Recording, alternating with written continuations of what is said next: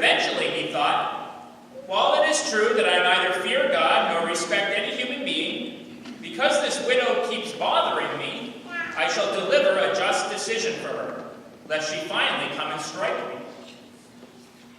The Lord said, pay attention to what the dishonest judge says. Will not God then secure the rights of his chosen ones who call out to him day and night? Will he be slow to answer them? I tell you, he will see to it that justice is done for them speedily. But when the Son of Man comes, will he find faith on earth? The Gospel of the Lord. Praise to you, Lord Jesus Christ.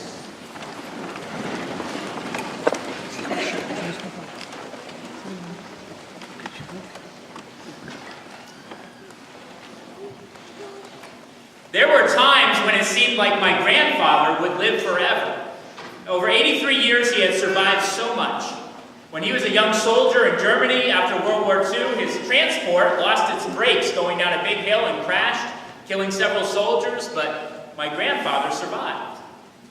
Later on, he was working in the paper mills, and one day he fell and hit his head. He was nearly paralyzed. He was in a neck brace for months, but he survived. Later on in life, he had many heart issues, and he had his first open heart surgery in his 50s, another one in his 60s, another one in his 70s. He was in the hospital so many times we lost count.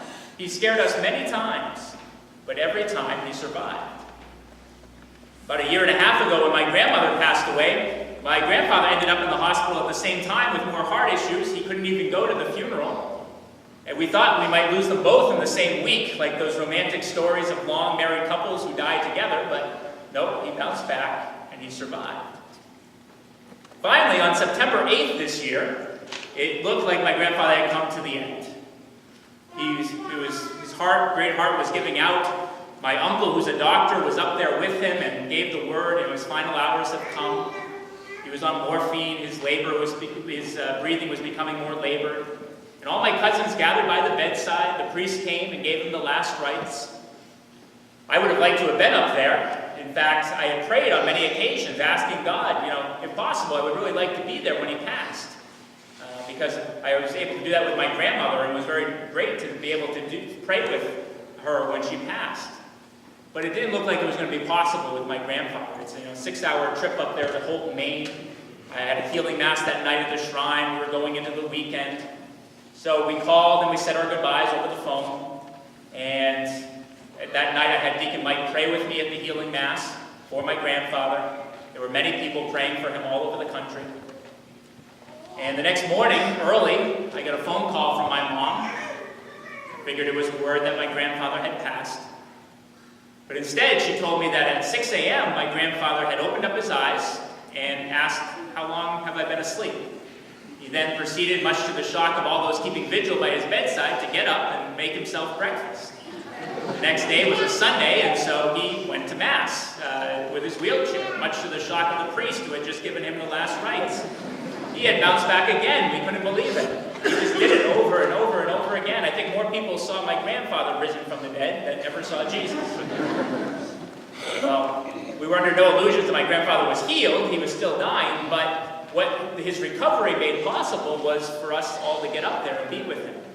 And that Monday, he had a wonderful day. He ate 3 full meals. I was able to bring him some apple cider from New Hampshire that he loved to drink.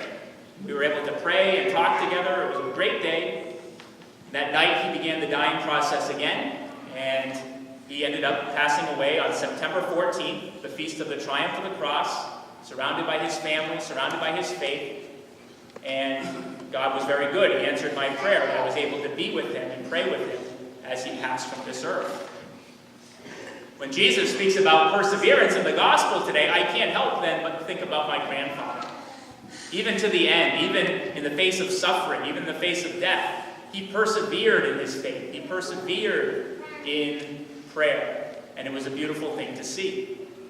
He was a lot like the widow in the gospel who keeps asking the judge over and over again. She keeps persevering in her request. Give me a just decision. And finally, the judge has had enough. And just because to keep the woman from bothering him so much, he finally gives in to what she wants. Now, the point of Jesus' story is not that God is like that unjust judge that we have to cajole, and that we have to convince, and that we have to plead with before he finally gives us anything. No, the point of the story is that God is not like that judge. God is good and just. God knows what we need before we even ask it, and he wants to give us every good thing. So why then do we need to persevere? Why doesn't God just answer our prayers right away? Well, sometimes he does. Sometimes, pretty quickly, we find out that his answer is yes, and we rejoice.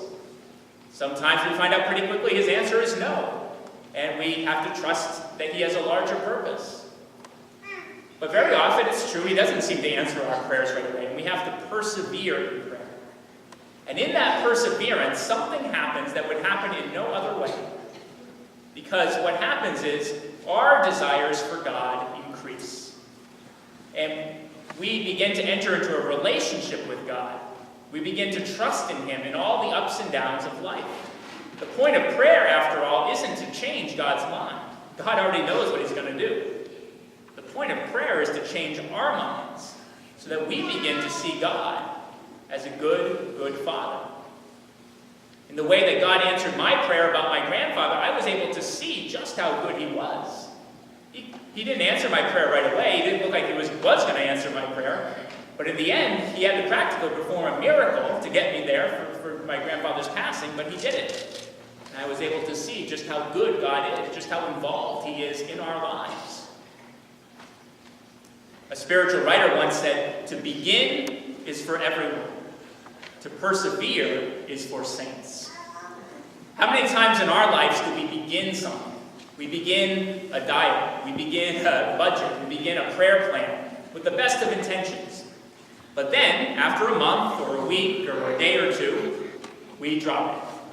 We don't persevere. And we end up in a place that's often worse than if we hadn't even started.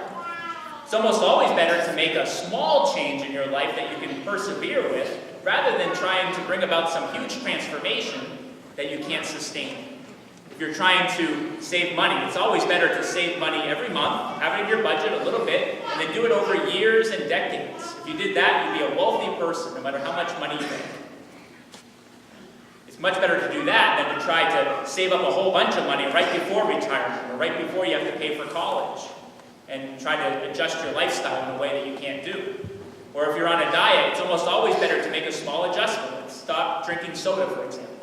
And that's something I can do, that's something I can sustain, rather than trying to go on one of those diets that promises to lose 50 pounds in a month.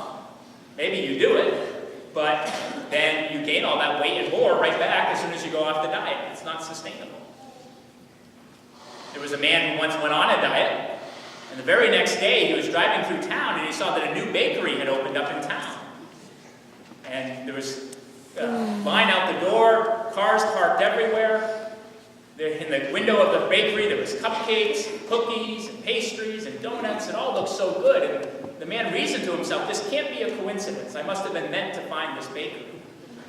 But he was torn because, man, I just started this diet. What do I do? So he began to pray for guidance, and he began to pray the rosary. And he said, God, if you want me to stop at this bakery, then give me a sign. If a parking spot opens up right in front of the bakery, I'll know that I'm meant to stop here. Sure enough, a car pulled out of the parking spot, and the man pulled right in front of the bakery. He was able to walk into the front door. It only took him 10 times around the block and 2 rosaries before it happened. That's perseverance in prayer. To persevere in prayer is where the magic happens. It's where something wonderful happens. It's where we begin to realize that God is so good, that God is right there for us at all times. Prayer is just like a diet or a budget or any other discipline in our life. Don't try to come up with a resolution. I'm going to start praying 5 hours a day tomorrow. I'm going to start praying 10 rosaries a day. That's not sustainable. That's not even good if you have other responsibilities in your life. No, make a small change. Say, I'm going to find 10 minutes, 15 minutes every day where I can be alone with the Lord. Maybe it's driving to work every morning. Maybe it's on your lunch hour. Maybe it's nursing a baby late at night. Whatever it is, find that time and then consistently stick to it. Spend that time with the Lord. Make it a part of who you are. Then, by the time you're 83, like my grandfather, maybe you will be praying 10 rosaries a day. My grandfather would. Just like so many elderly prayer warriors that are out there, maybe they can't be as active in their life as they used to be, but they can still pray. And boy, do they pray for us. From the nursing home, from the hospital, from their home, they pray for our world, they pray for their families, they pray for our nation, and I think they keep the world afloat sometimes with all their prayers. However you pray, be like Moses, who kept his hands raised in prayer all through the battle. He was too old to fight anymore. He sent Joshua to do that. But he wasn't too old to pray. And from the mountaintop overlooking the battlefield, he just kept his hands raised in prayer. And as long as he kept his hands raised, Israel had the better of the fight. Be like Jesus, who kept his hands raised on the cross. He prayed for us. He loved us to the bitter end, to the last moment of his life, so that we could win the battle, so that we might never die, so that we could live forever.